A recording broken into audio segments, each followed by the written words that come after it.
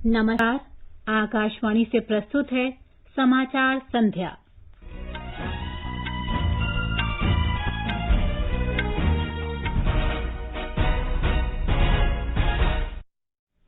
राष्ट्रव्यापी लॉकडाउन खोलने की 3 चरणों की योजना का आज पहला चरण शुरू। धार्मिक स्थल, शॉपिंग मॉल, रेस्तरां और होटल कुछ शर्तों के साथ फिर खुले। कोविड-19 रोगियों के ठीक होने की दर 48.49% हुई। दिल्ली के उपराज्यपाल ने राजधानी के अस्पताल दिल्ली वालों के लिए आरक्षित करने का अरविंद केजरीवाल सरकार का आदेश पलटा। तेलंगाना सरकार ने कोविड-19 के कारण बोर्ड परीक्षाएं कराए बिना ही 10वीं कक्षा के सभी विद्यार्थियों को अगली कक्षा में भेजने का फैसला किया। केंद्र ने BS6 वाहनों के पंजीकरण का विवरण उपलब्ध कराने के लिए हरे रंग की पट्टी को अनिवार्य बनाया। और दक्षिण पश्चिम मानसून 11 जून को मुंबई पहुंचने की संभावना।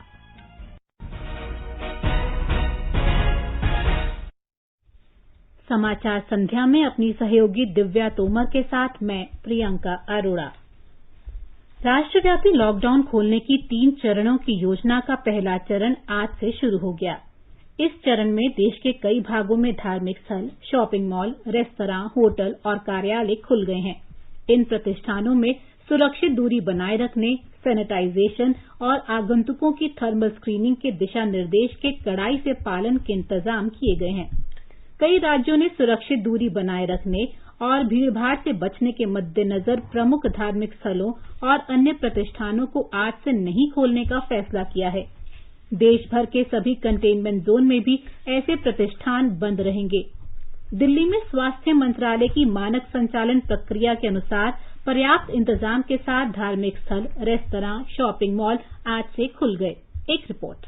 लगभग 70 दिनों के लंबे अंतराल के बाद राष्ट्रीय राजधानी में सार्वजनिक पूजा स्थलों के द्वार आज खोल दिए गए। कनॉट प्लेस के हनुमान मंदिर, पुरानी दिल्ली में जामा मस्जिद और मध्य दिल्ली में स्थित गुरुद्वारा बंगला साहिब और सेक्रेड हार्ट कैथेड्रल में 2 गज की दूरी सुनिश्चित करते हुए भक्तों की कतार देखी गई। हालांकि स्वास्थ्य मंत्रालय के दिशा निर्देशों के अनुरूप मूर्तियों को स्पर्श करने, प्रसाद चढ़ाने और पवित्र जल छिड़कने पर प्रतिबंध देखा गया। जामा मस्जिद के शाही इमाम ने लोगों को नमाज अदा करने आने से पहले घरों में ही वजू करने की सलाह भी दी है। शहर के कई शॉपिंग मॉलों ने आगंतुकों के सामानों के विसंक्रमण के लिए अल्ट्रावायलेट चैम्बर्स की व्यवस्था भी की है। मॉल्स में हर घंटे कीटाणु शोधन और शारीरिक दूरी सुनिश्चित करने के लिए कड़े प्रोटोकॉल भी देखे गए। अपनी आधी क्षमता पर चल रहे शहर के रेस्टोरेंट मालिकों ने हर प्रवेशकर्ता की थर्मल स्क्रीनिंग सुनिश्चित करते हुए डिस्पोजेबल मेनू कार्ड की भी अनूठी पहल की है। इन सभी स्थानों पर जीवाणु मुक्त हवा के लिए एयर कंडीशनिंग और नियमित वायु संचार को CPWD के दिशा निर्देशों के अनुसार संशोधित किया गया है। आनंद चतुर्वेदी, आकाशवाणी समाचार, दिल्ली। संस्कृति मंत्रालय ने भारतीय पुरातत्व सर्वेक्षण के तहत संरक्षित उन 820 स्मारकों को आज से खोलने की अनुमति दे दी है जिनके अंदर पूजा स्थल हैं। केंद्रीय संस्कृति मंत्री ने कहा है कि इन स्मारकों में गृह मंत्रालय से जारी सभी दिशा निर्देशों का पालन किया जाएगा। संस्कृति मंत्रालय ने कहा है कि भारतीय पुरातत्व सर्वेक्षण सुनिश्चित करेगा कि धार्मिक स्थलों में कोविड-19 का प्रसार रोकने के लिए मानक संचालन प्रक्रिया में दिए गए निर्देशों का सख्ती से पालन किया जाए। देश में 3691 संरक्षित स्मारक और पुरातत्व स्थल हैं जिनकी देखरेख भारतीय पुरातत्व सर्वेक्षण के अंतर्गत है। ये स्थल 17 मार्च को बंद कर दिए गए थे। उत्तर प्रदेश सरकार के दिशा निर्देशों के अनुरूप सभी प्रमुख मंदिर खुल गए हैं, लेकिन वाराणसी में मंदिर नहीं खुलेंगे। जिला मजिस्ट्रेट कौशल राज शर्मा ने पहले ही आदेश जारी किया था कि वाराणसी में धार्मिक स्थल, होटल और मॉल अभी नहीं खुलेंगे। उन्होंने बताया कि केवल उन्हीं धार्मिक स्थलों, होटल और मॉल्स को निरीक्षण के बाद खोलने की अनुमति दी जाएगी जो निर्धारित दिशा निर्देशों का पालन करेंगे। गुजरात में भगवान द्वारकाधीश और श्री सोमनाथ मंदिर श्रद्धालुओं के दर्शन के लिए फिर से खोल दिए गए हैं। हमारे संवाददाता ने बताया है कि सोमनाथ मंदिर आने वाले श्रद्धालुओं को सलाह दी गई है कि वे 12 जून के बाद ऑनलाइन बुकिंग कराने के बाद मंदिर में आएं। वहीं राजस्थान में आज से होटल, रेस्तरां, क्लब, मॉल और अभयारण्य खुल गए हैं। 2.5 माह से बंद आर्थिक गतिविधियों को नई गति मिली है। हमारे संवाददाता ने बताया है कि राज्य के धार्मिक स्थल बंद रहेंगे। आज से शुरू हुई आर्थिक गतिविधियों में सैनिटाइजेशन, थर्मल स्क्रीनिंग, मास्क के इस्तेमाल और सोशल डिस्टेंसिंग सहित सभी नियमों की कड़ाई से पालना करनी होगी। इन आर्थिक गतिविधियों से प्रदेश के करीब 50 लाख लोगों का रोजगार जुड़ा हुआ है। धार्मिक स्थलों को खोलने के बारे में सभी जिलों में जिला कलेक्टरों की अध्यक्षता में कमेटी बनाई गई है। इन कमेटियों की राय के बाद ही धार्मिक स्थल खोलने के बारे में फैसला किया जाएगा। इस बीच प्रदेश में अब सिर्फ 4 जिले ऐसे हैं जहां 100 से ज्यादा सक्रिय मरीज हैं। राज्य के 33 जिलों में कोरोना के 2605 सक्रिय रोगी हैं। इनमें से 6 जिलों में 10 से कम सक्रिय मरीज बचे हैं, जबकि 23 जिलों में भर्ती मरीजों की संख्या 2.5 तक सीमित है। जितेंद्र द्विवेदी, आकाशवाणी समाचार, जयपुर। पुदुचेरी में भी मंदिर और अन्य धार्मिक स्थल आज से खोल दिए गए हैं। पुदुचेरी की उपराज्यपाल डॉक्टर किरण बेदी ने लोगों से सुरक्षित दूरी बनाए रखने, मास्क पहनने और साफ सफाई का कड़ाई से पालन करने का अनुरोध किया है। असम में कड़े दिशा निर्देशों के बीच धार्मिक स्थल, होटल और मॉल फिर से खोले गए हैं। हमारे संवाददाता ने बताया है कि विश्व प्रसिद्ध कामाख्या मंदिर श्रद्धालुओं के लिए इस महीने की 30 तारीख के बाद खुलेगा। केरल में धार्मिक संस्थान, मॉल और रेस्टोरेंट कल से खोले जा रहे हैं। इसके लिए सभी तैयारियां की जा रही हैं। मध्य प्रदेश में भोपाल और इंदौर को छोड़कर राज्य भर के धार्मिक स्थल, मॉल, रेस्टोरेंट और होटल आज से पूरी तरह खुल गए हैं। इन दोनों शहरों के कोविड-19 से सर्वाधिक प्रभावित होने के कारण यहां के धार्मिक स्थल अगले सप्ताह से खोले जाएंगे। हरियाणा सरकार ने गुरुग्राम और फरीदाबाद जिलों में पिछले 12 दिनों के दौरान कोविड-19 के बढ़े हुए मामलों को देखते हुए धार्मिक स्थलों और शॉपिंग मॉल्स को फिर से खोलने की अनुमति नहीं दी है। हालांकि अन्य जिलों में धार्मिक स्थानों और शॉपिंग मॉल को कुछ शर्तों के साथ खोलने की अनुमति होगी। कर्नाटक में भी आज सभी धार्मिक स्थल, होटल, मॉल और रेस्टोरेंट खुल गए हैं। हालांकि श्रद्धालुओं को मंदिरों में दीवारों, प्रतिमाओं और धार्मिक पुस्तकों को छूने की अनुमति नहीं होगी। मस्जिदों में भी नमाज के बाद परिसर को कीटाणु मुक्त किया जाएगा। 10 वर्ष की आयु से कम और 65 वर्ष से अधिक आयु के लोगों को मंदिर परिसरों में जाने की अनुमति नहीं होगी। बिहार सरकार ने धार्मिक स्थल समेत आज से होटल, रेस्टोरेंट, मॉल और शॉपिंग कॉम्प्लेक्स खोलने के आदेश जारी किए हैं। हमारे संवाददाता ने खबर दी है कि सीतामढ़ी के जानकी मंदिर, बावापुरी के जल मंदिर और बोधगया के महाबोधि मंदिर समेत बिहार के सभी मंदिरों, मस्जिदों, गुरुद्वारों और गिरिजाघरों को 78 दिनों के बाद आज श्रद्धालुओं के लिए खोल दिया गया है। उधर ओडिशा, गोवा और अरुणाचल प्रदेश में सभी धार्मिक स्थल आम जनता के लिए 30 जून तक बंद रहेंगे। देश में अब तक कोविड-19 के संक्रमण से 1,24,094 लोग स्वस्थ हो चुके हैं। ठीक होने वाले रोगियों की दर 48.49% हो गई है। स्वास्थ्य मंत्रालय के आंकड़ों के अनुसार 1,25,381 लोगों का उपचार चल रहा है। अब तक देश भर में 7,135 लोगों की मौत हो चुकी है। पिछले 24 घंटों के दौरान 9,983 नए मामले आए हैं और 206 लोगों की मौत हुई है। दिल्ली में कोरोना संक्रमण के 1,282 मामले सामने आए हैं, जिससे कुल मरीजों की संख्या 28,936 हो गई है। अब तक 10,999 मरीज ठीक हो चुके हैं। दिल्ली सरकार ने रोगियों को अस्पतालों में भर्ती कराने के लिए 24 घंटे काम करने वाला हेल्प डेस्क बनाया है। इस बीच दिल्ली के मुख्यमंत्री अरविंद केजरीवाल ने खुद को क्वारंटीन में रखा है। सरकारी सूत्रों ने बताया है कि वे खुद कल कोविड-19 की जांच कराएंगे। सूत्रों ने कहा है कि मुख्यमंत्री रविवार से दोपहर बाद अस्वस्थ महसूस कर रहे थे। उधर झारखंड में पिछले 24 घंटों के दौरान कोविड-19 संक्रमण से 105 नए मामलों की पुष्टि के साथ राज्य में संक्रमित लोगों की संख्या 1,135 हो गई है। केंद्रीय स्वास्थ्य सचिव प्रीति सूदन ने आज वीडियो कॉन्फ्रेंस के जरिए कोविड-19 रोगियों की संख्या में तेजी से वृद्धि वाले राज्यों के जिलों के कलेक्टरों, नगर आयुक्तों और मुख्य चिकित्सा अधिकारियों के साथ विचार विमर्श किया। देश में 10 राज्यों में 38 जिलों के 45 नगर निगमों में कोविड-19 रोगियों की संख्या तेजी से बढ़ रही है। ये जिले महाराष्ट्र, तेलंगाना, तमिलनाडु, राजस्थान, हरियाणा, गुजरात, जम्मू कश्मीर, कर्नाटक, उत्तराखंड और मध्य प्रदेश में हैं। केंद्रीय स्वास्थ्य मंत्रालय ने कहा है कि राज्यों के इन अधिकारियों को कंटेनमेंट जोन और बफर जोन में महामारी से निपटने के उपायों और निगरानी के तौर तरीकों के बारे में सलाह दी गई। मृत्यु दर में कमी लाने के लिए भी अधिकारियों को अधिक जोखिम वाले रोगियों, बुजुर्गों और गंभीर बीमारियों वाले लोगों को प्राथमिकता देने के साथ साथ महामारी से पीड़ित व्यक्ति के संपर्क में आए लोगों का पता लगाने तथा समय रहते संक्रमण का पता लगाकर स्वास्थ्य संबंधी सावधानियां बरतने के लिए कहा गया। ये समाचार हमारी वेबसाइट newsonair.com/hindi और हमारे mobile app news on AIR पर भी उपलब्ध हैं। अपने साथ अपनों का ध्यान रखो, बड़े बुजुर्गों का तुम ध्यान रखो।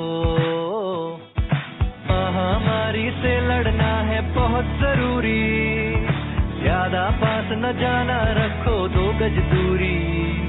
सुरक्षित दादा दादी नाना नानी अभियान, अपने साथ अपनों का ध्यान।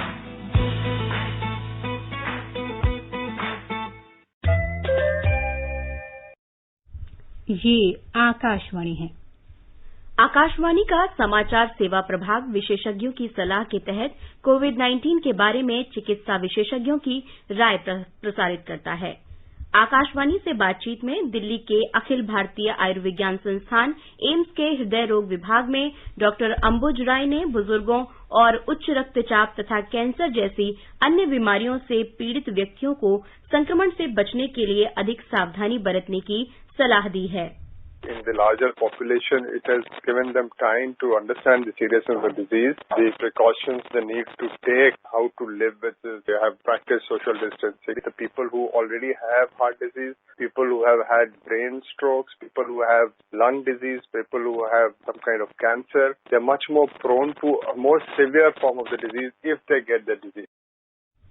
दिल्ली के लोकनायक जयप्रकाश नारायण अस्पताल के डॉक्टर नरेश गुप्ता ने लोगों से स्वच्छता तथा सुरक्षित दूरी बनाए रखने का आग्रह किया है। Sanitation, hygiene, hand hygiene, masking, this social distancing, nobody should try to break that rule, I would call it. The idea is when somebody coughs or sneezing, that cough or sneeze particles can travel 1 to 2 meters or even more. When one speaks loudly, it can travel to 1 meter. Social media में दिल्ली के सेना अस्पताल बंद किए जाने संबंधी भ्रामक खबरें फैलाई जा रही थीं। एक ट्वीट में सेना ने स्पष्ट किया है कि ये खबर गलत है और सभी अस्पताल पूरी तरह से काम कर रहे हैं।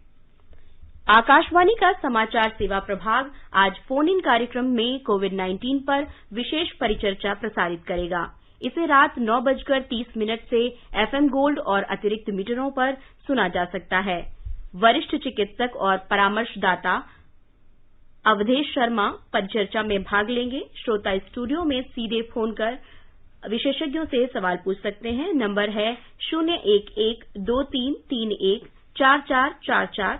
हमारा टोल फ्री नंबर है 1800-11-5767। ये कार्यक्रम हमारी वेबसाइट newsonair.com और हमारे YouTube channel news on AIR official पर भी उपलब्ध रहेगा।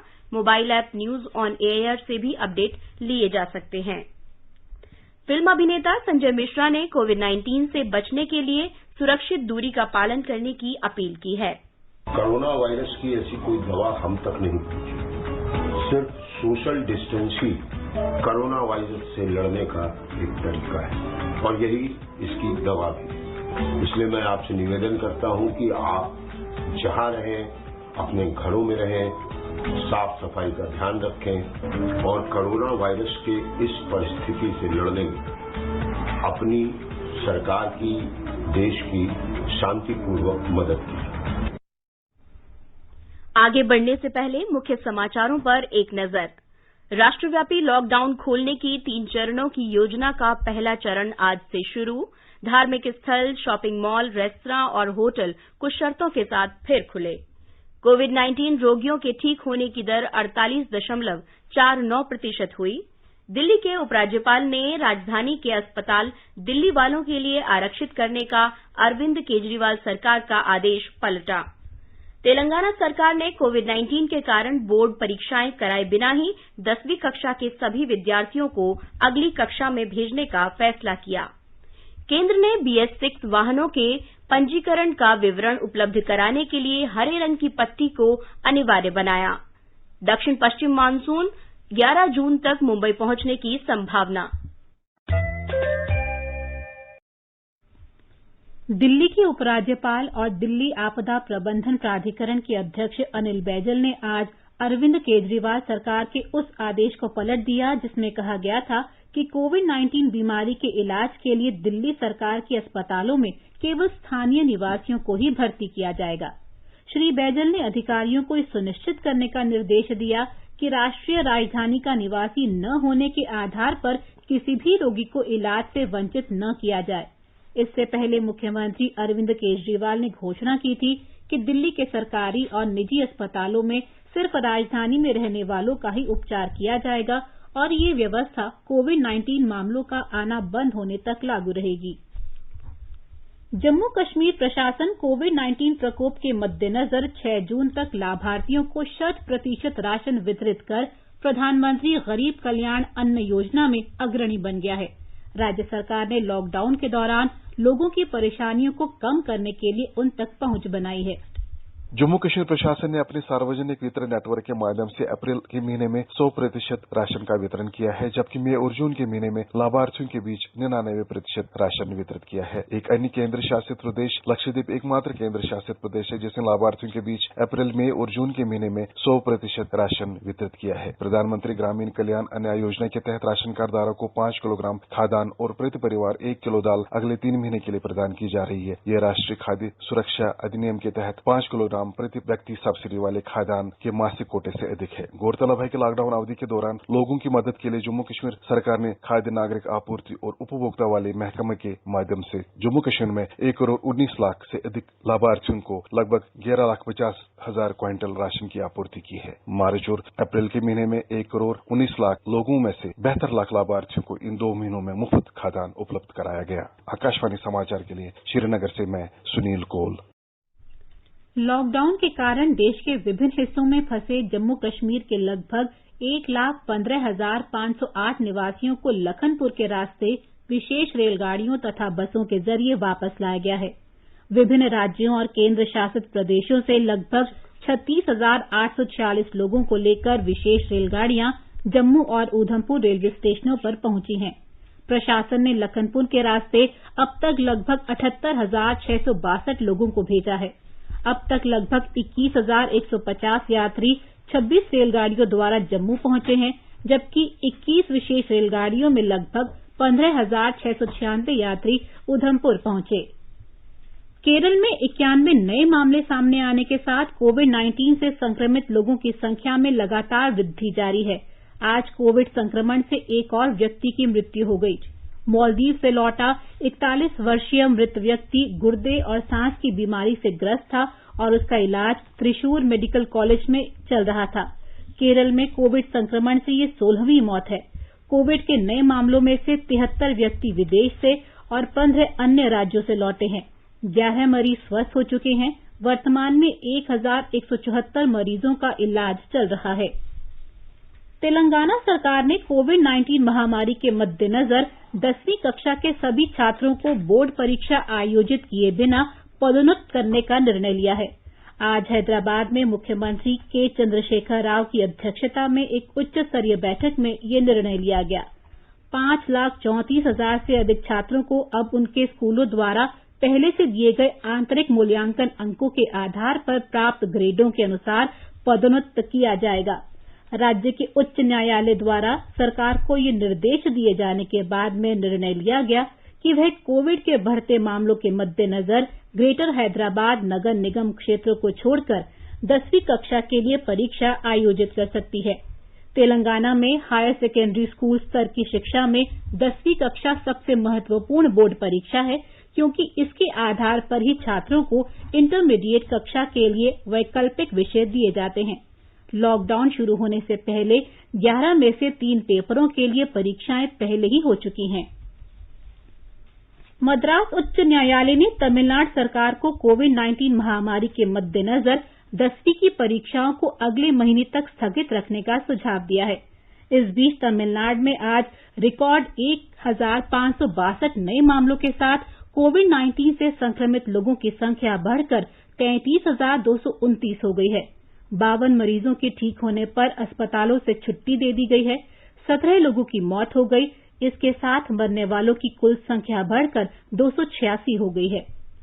सड़क परिवहन और राजमार्ग मंत्रालय ने भारत स्टेज यानी BS6 श्रेणी के सभी वाहनों पर हरे रंग की एक पट्टी लगाना अनिवार्य कर दिया है। 1 सेंटीमीटर चौड़ी पट्टी को वाहन पर लगे मौजूदा स्टिकर के ऊपर चिपकाना होगा। इस पर वाहन का रजिस्ट्रेशन नंबर दर्ज रहेगा। पेट्रोल और CNG वाहनों के लिए हल्के नीले रंग का और डीजल वाहनों के लिए नारंगी रंग का स्टिकर बनाया गया है। सड़क परिवहन और राजमार्ग मंत्रालय ने एक बयान में कहा है कि अब इस तरह के वाहनों पर 1 सेंटीमीटर चौड़ी हरी पट्टी लगाई जाएगी। BS6 श्रेणी के चौपहिया वाहनों में इतनी ही चौड़ाई की हरी पट्टी आगे के शीशे पर लगाई जाएगी। केंद्र ने देश में ढांचागत विकास के लिए कई पहल की हैं। प्रधानमंत्री नरेंद्र मोदी ने पिछले साल स्वतंत्रता दिवस संबोधन में देश में ढांचागत विकास के लिए 100 लाख करोड़ रुपए खर्च किए जाने की घोषणा की थी। पिछले 6 वर्ष के दौरान सड़क, रेलों, जल परिवहन, सिंचाई और शहरी बुनियादी विकास पर बड़ी मात्रा में धन खर्च किया गया था। एक रिपोर्ट। वर्ष 2019-20 में भारतीय रेल ने नए बुनियादी ढांचे के विकास पर नए सिरे से जोर दिया। नई लाइन बनाने, रेल लाइनों का दोहरीकरण और उनके गेज परिवर्तन तथा उन्हें शुरू करने का काम 2019-20 में बढ़कर 2,226 किलोमीटर हो गया। यह 2009 से 2014 के दौरान प्राप्त औसत वार्षिक कमीशनिंग के संदर्भ में लगभग 50% अधिक है। इस अवधि में कुल 5,782 किलोमीटर लंबे रेल मार्ग के विद्युतीकरण का काम पूरा किया गया। पिछले वित्त वर्ष में सरकार ने राजमार्गों के निर्माण के लिए प्रतिदिन 30 किलोमीटर का लक्ष्य रखा था और इसे हासिल किया। इस दौरान रिकॉर्ड 3,979 किलोमीटर का राष्ट्रीय राजमार्ग निर्माण किया गया। नागर विमानन क्षेत्र में भारतीय एयर स्पेस के प्रतिबंधों में कमी की गई ताकि यात्री विमान की क्षमता बढ़े और ईंधन तथा समय बचे। PPP रूट के माध्यम से देश में विश्व स्तरीय हवाई अड्डे बनाए जाएंगे। सरकार ने वायुयानों के रखरखाव, मरम्मत और ओवरऑल के लिए भारत को एक वैश्विक केंद्र बनाने का संकल्प लिया है। पिछले साल दिसंबर में नागर विमानन मंत्रालय ने क्षेत्रीय संपर्कता योजना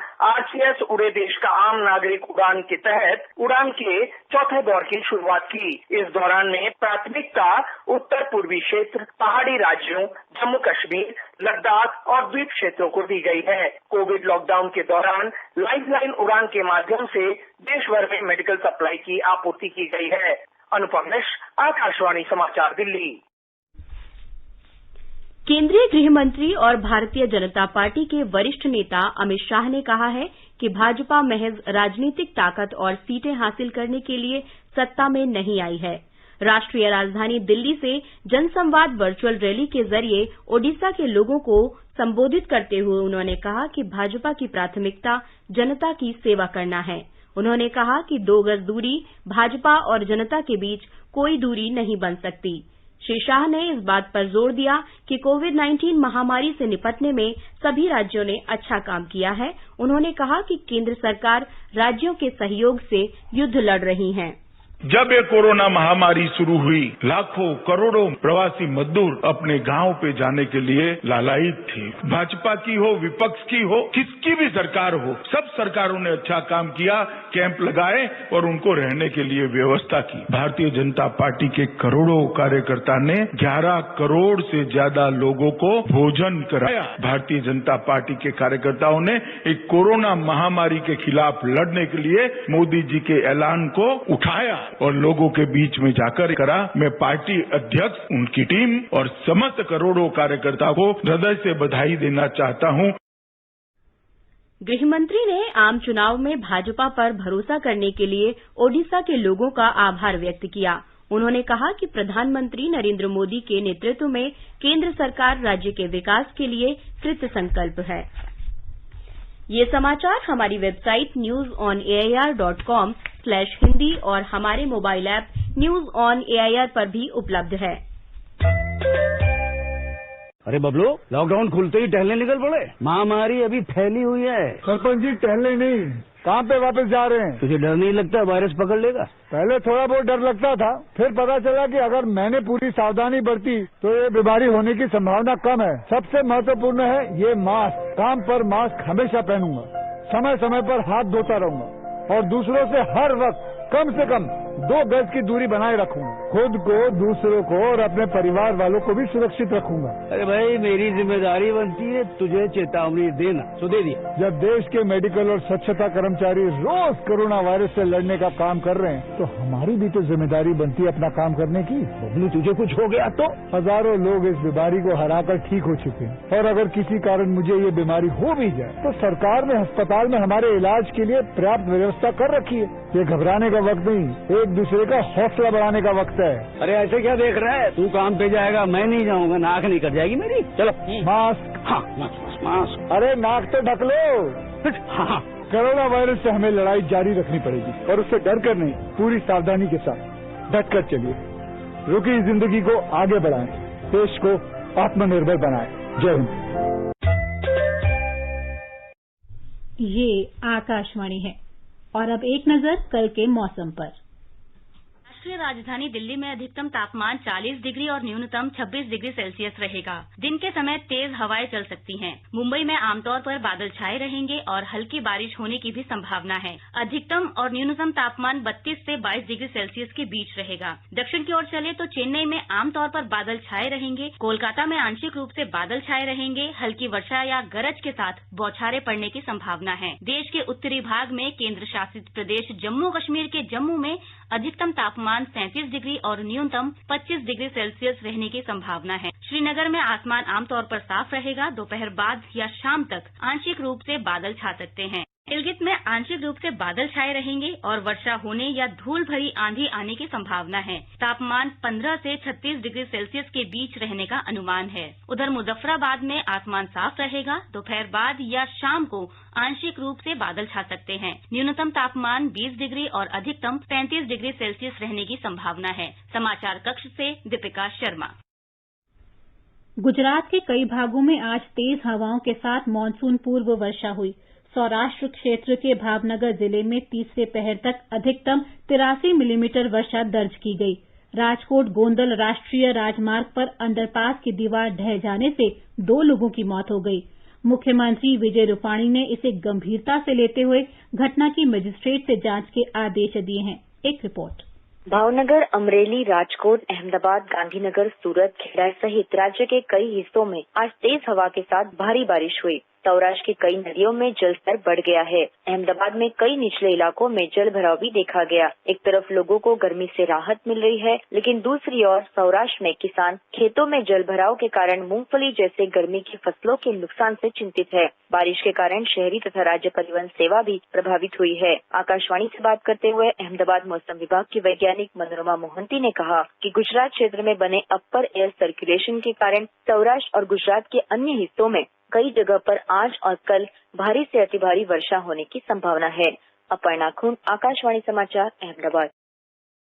दक्षिण पश्चिम मानसून 11 जून को मुंबई पहुंचने की संभावना है। बंगाल की खाड़ी के ऊपर हवा के कम दबाव का क्षेत्र बन रहा है, जिससे मुंबई सहित महाराष्ट्र तट पर बारिश तेज होने का अनुमान है।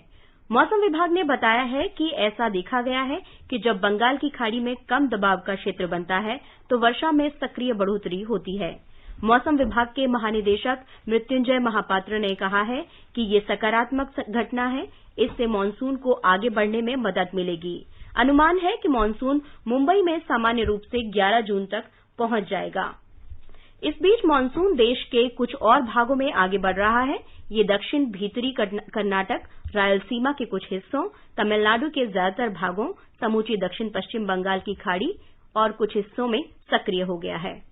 और अंत में मुख्य समाचार एक बार फिर। राष्ट्रव्यापी लॉकडाउन खोलने की 3 चरणों की योजना का पहला चरण आज से शुरू। धार्मिक स्थल, शॉपिंग मॉल, रेस्तरां और होटल कुछ शर्तों के साथ फिर खुले। कोविड-19 रोगियों के ठीक होने की दर 48.49% हुई। दिल्ली के उपराज्यपाल ने राजधानी के अस्पताल दिल्ली वालों के लिए आरक्षित करने का अरविंद केजरीवाल सरकार का आदेश पलटा। तेलंगाना सरकार ने कोविड-19 के कारण बोर्ड परीक्षाएं कराए बिना ही 10वीं कक्षा के सभी विद्यार्थियों को अगली कक्षा में भेजने का फैसला किया। केंद्र ने BS6 वाहनों के पंजीकरण का विवरण उपलब्ध कराने के लिए हरे रंग की पट्टी को अनिवार्य बनाया और दक्षिण पश्चिम मानसून 11 जून तक मुंबई पहुंचने की संभावना।